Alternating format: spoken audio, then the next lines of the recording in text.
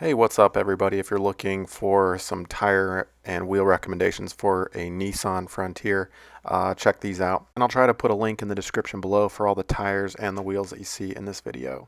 Originally purchased the vehicle with these knobby off-road tires on them. They're 285, 65, 18-inch mud tires that are LT rating. And I enjoyed them a lot, but they were pretty knobby, a lot of road resistance, and ultimately ended up in low gas mileage. So I drove around in these for several months and then ended up downgrading to something a little more fuel efficient, but still maintaining that rugged look. And here they are right here. These are Cooper tires, and I've got some XD Series chrome wheels on them. I think they pair really nicely.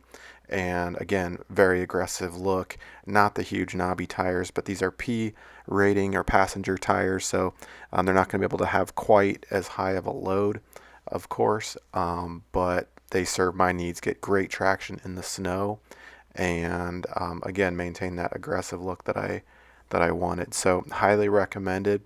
Hope this video has been helpful. Thanks.